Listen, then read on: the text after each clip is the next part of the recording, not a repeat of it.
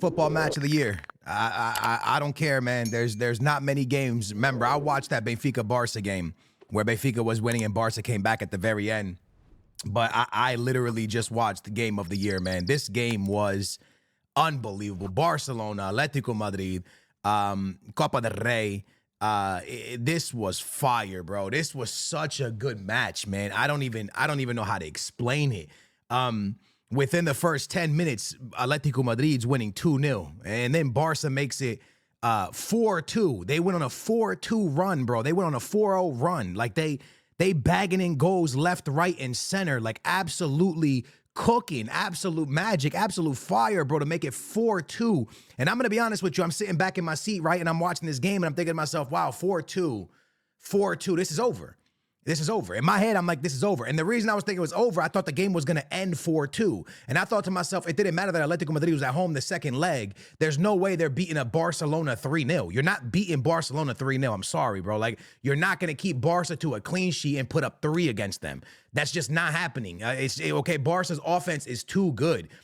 So I was watching this game at 4-2, and I thought to myself, well, Atlético Madrid's eliminated. It's impossible because, again, Barcelona is very shaky on defense, extremely shaky on defense. Their defense is their biggest problem. Offensively, they are magic. Offensively, they have goal scorers in every spot. They can score on you from a lot of different positions, a lot of different places. A lot of different players can hurt you. But on defense, they lack. In some games, they lack defense. I mean, we saw Benfica put up 4 goals against them, and now today, Atlético put up 4 goals against them. Anyways, go ahead and go back. The only team that can't score against Barcelona seems to be Real Madrid right now. I don't get it, bro. Every other team can score goals against Barcelona. Anyways, we go back to the game. Atlético's up 2-0. Barca makes it 4-2. Atlético Madrid, with the game time running out, it scores 2 and makes it 4-4, bro. Like, this game was unbelievable. And it's so weird for me to talk about Atlético Madrid in this way because for the last 7, 8, 9 years, whatever, under Simeone, Atlético Madrid's been such a good defensive team. So when they were up 2-0, my brain just instantly thought, well, Barca's going to struggle to score goals here. Barca's going to have a hard time scoring goals because simply Atlético Madrid doesn't suffer goals. We know this, bro. They're such a good defensive team. But that's not the case this year. This year, they're actually more of a balanced team, more offense. Their defense is leaking a little bit. So it's one of those things where I thought the game was going to be a real hard game for Barcelona at 2-0. Then they flip it. And then I thought Atlético Madrid was out of the cup because it's 4-2. And then they flipped it. And I'm like, damn, this was literally game of the year. But why did things like this happen? Few different reasons. First of all, I think there's a pen on Lamine Yamal in the box. I think there's a pen. I think there's contact, right? Whether you want to call the pen or not. I don't understand why we're not going to VAR on this. And I hate to say this, but I'm going to say it. And I hope Barca fans don't get mad at me because I don't mean this in a negative way. But I now feel like Lamine Yamal is getting the Barcelona, like the Neymar treatment in Europe. The Neymar treatment. And you're probably saying, well, Skills, what's that mean? 75, 80% of the time, they're actually fouled. There's actually a foul there. But sometimes Lamine Yamal, just like Neymar, dove a little bit, exaggerated the contact, exaggerated the fall, all right? In our sport, we call it diving, right? So I think that you do that a few times and refs start to, call you the game for you a little bit different than they call it for a Pedri or a Lewandowski or something like that. And it's really weird why they didn't go to the VAR. I think that's the Neymar treatment right there, right? And even last week during La Liga game, Lamine Yamal put a photo of the ref saying, his foot was all cut up, and he put a photo to the ref saying, or out to the public saying, oh, that's not, but it wasn't even a foul.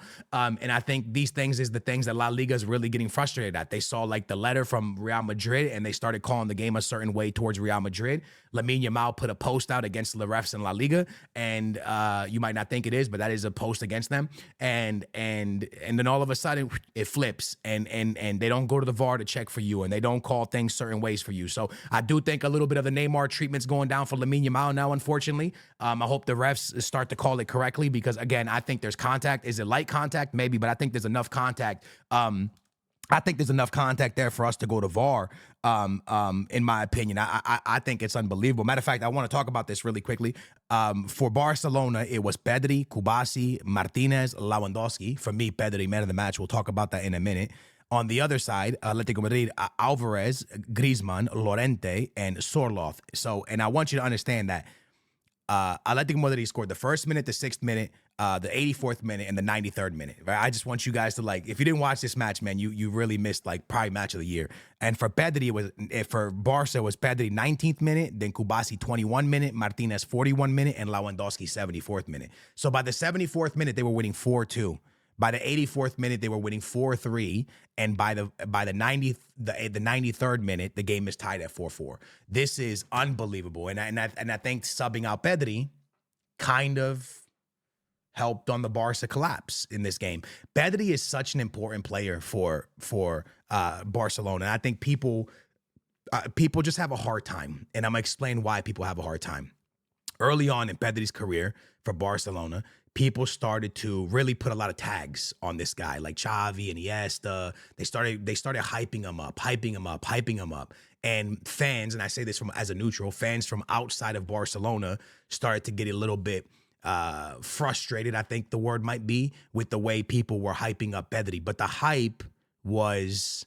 he's worthy of it. He's worthy of the hype. Should he be talked about as Xavi and Iniesta? Probably that's a little bit too much right there. But Pedri is a phenomenal player, and if people are still hating, you're just not opening up your eyes. Pedri is in the top 10 midfielders in the world, and I'm gonna be real with you. I would say top 5. Pedri is unbelievable, man. Pedri is a man that controls a game, a guy that, you know, when this game looked in trouble. Right? When this game looked in trouble, Pedri stepped up for his team. The man can defend. The man can score goals. The man can pass the ball. The man is the perfect all-around midfielder. And I know people will argue who's better, Jude Bellingham or Pedri. I like them both. Two different positions, shouldn't be compared, just like Messi and Ronaldo shouldn't have been. We should allow them to shine. And the truth is, Pedri is just a phenomenal, all-around, insane midfielder, bro. This guy is lights out. And for them to get him for, I think it was $6 million or something crazy, honestly, I don't care what nobody tells me, bro. Pedri and Llorente, or Pedri and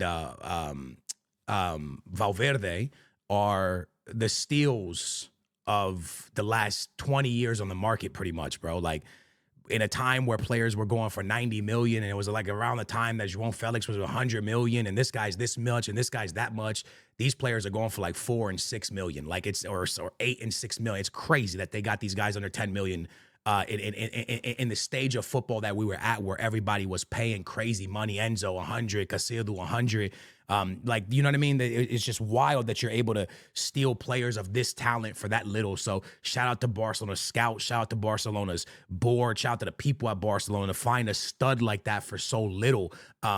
And to be top 5 midfielders in all football, man. The guy is absolutely lights out, unbelievable. Now, the things we must talk about, and I think the things that are going to hurt Barcelona going forward, in my opinion, again, I'm not hating, I'm just saying, the only thing I could see Barcelona from stopping them from winning the Champions League, stopping them from winning Copa del Rey, stopping them from winning La Liga, it will be their defense. You're Barcelona. You can't suffer 2 goals in under 10 minutes. You're Barcelona. It just can't happen. That's not okay. You're Barcelona. You can't go to Lisbon in the Champions League and suffer 4 goals. I love my Benfica, and I will always back my Benfica, and I hope when we play you guys in the Champions League again, we can put 4 against you guys again. I really do. But suffering these type of goals is not common for Barcelona. It's not something that really should be happening for a team of Barca's magnitude. And again, Kubasi's still young, and they have phenomenal players. Kunde on the outside instead of playing center back. They have phenomenal players. They're an incredible team. But their defense, some games do leak. So let's say they get by. Let's say they go deep in it, right? And let's say they have to play Liverpool at some point in the Champions League, or Madrid, which we've seen them do really well against. A team that has a really powerful offense is going to be able to score on Barcelona. And that's, in my opinion, the only thing holding them back from being the best team in Europe, because I even put on social media during that game, I still believe that Liverpool and Barcelona are the 2 best teams in Europe right now. The 2 strongest teams, the teams that have been not just the most consistent, but have done their part. And I know people will argue Real Madrid, but Barca beat them. Barca beat them, and Barca are ahead of them in the league right now. So at the end of the day, you got to give it to Barca right now. There's still a lot of season left, but Barca right now, when it comes down to it, I mean, in my opinion, they got top 2 in the Champions League, and they're in every competition they're supposed to be in. And Real Madrid played a playoff. Barcelona did not play a playoff. Barcelona went directly in, and they got to rest. So at the end of the day, same with Liverpool. At the end of the day, it's those two teams, and Liverpool. I'm putting them slightly ahead because of being so far ahead in the Premier League, which is a very hard league. But they also got eliminated from a cup they shouldn't have got eliminated from. So you can you start pulling back the leaves, and you might say Barca is the best team in Europe right now. I'm not sure. You can kind of go back and forth. But my take from today's games is simple. I saw Lamine Yamal receive the Neymar treatment. I saw an unbelievable offensive game. We see the weakness. The one weakness Barca has right now is low-key their defense. We saw today that Atlético Madrid is not a defensive team anymore, and they can ball out with the best of them. And we saw what football is and what could be every single game. You don't get games like this every day because there's so many competitions and players are tired. And I truly believe, you guys are gonna laugh at me for this, I truly believe Barcelona couldn't take their legs. I believe Barcelona could not take their legs in this game. I believe the last 20 minutes, last 15 minutes of this game, they couldn't take their legs. Had Barcelona been rested and not played all these competitions and everybody going to international break, I truly think they probably see this game out. But I think right now, same thing in Portugal, same thing in a lot of these leagues. The team that's going to win the leagues, the team that are going to win competitions is the team that can deal the best with fatigue and with injuries. The team that can deal with injuries and fatigue the best is going to win the most competitions. I've been telling my cousin that he's a huge Sporting fan. If Benfica wins the league over Sporting, it's because they dealt with injuries better. Sporting's dealing with a lot of injuries. They're dealing with injuries better. They're dealing with the schedule better. I truly believe that's what it's going to come down to this year, lads. It is really teams who can deal with the schedules better. And that's why I believe Liverpool might be favorites for the Champions League, because the fact that they're starting to push so far ahead in the Premier League, if they can start resting players before Champions League games, this is going to be a big deal. Right now, I don't think you can start resting too much. You're not that far ahead in the Premier League. We've seen a lot of points disappear in the Premier League like this. Liverpool fans know all about it. You don't want to see a league slip away. But at the same time, if you start to get to a really good place and you start to get to a place where you can throw a couple extra players on the bench and go through the schedule, not wasting your main 11 players every single game, all of a sudden you're really big favorites for a competition, because Barca's not going to be able to rest players with how Madrid's on them. Madrid can't rest players how Barca's on them. There's a lot of teams that can't rest players, right? PSG, the way Ligue 1's look, I think they're pretty far ahead. They can rest players. That starts to become a very big factor with how many games these players have played this season due to all these international competitions, the Nations League, all this crazy stuff going on. It really starts to become a factor. So I truly believe deep down inside, the team that deals with injuries and fatigue the best is gonna get this done. And look, I'll hit this last note. Speaking of Benfica, Barcelona's really mad at Benfica because what Benfica put a request to the team that they were playing right before the Barcelona game, and they asked them if they could move the game. And the team said yes, and they moved the game a couple weeks, and Barca's mad because Barca's like, wait a minute, we have to play Benfica pretty much like 2-3 days after we finish a game. Now Benfica gets a whole week of rest, and they were mad about that. But Benfica, went to, and I think a lot of the Portuguese teams want to see Portuguese teams do well in the Champions League, so the team was like, yeah, we'll move it. We'll move the game for y'all. Y'all can get rest. So we have a week off against Barcelona, and Barcelona has to play like 2 days or 3 days later after an important game as well. So they have a really hard schedule during that time, and during that time Benfica gets the rest for a week and they don't. Now, does that mean anything? Barca, I believe Barca squad's better than Benfica's. I believe Barca can beat Benfica even though with rest, but it is a big deal. It's a massive deal. And if it wasn't a big deal, Barca's board and Barca, people working in Barca wouldn't have been like, yo, this is kind of BS. They would have, they're a little bit pissed about it. And it's because You know, a rested team against a team that just played 2 days ago. It's a big deal. It's a big deal when it's this many competitions. Anyways, what a game of the year. I can't say it enough. Unbelievable performance from Pedri. Unbelievable performance from Atlético Madrid. Sorloth, man, that was my FIFA goat. Just really cool game, man. If you missed it, maybe go watch it back on replay. It was an unbelievable football match, and that is why football for me will always be my number one sport after that, American football. But there is nothing like, man, if you're someone that don't like football, sit down, watch this game, and you'll be like, yo, you know what? This is fire.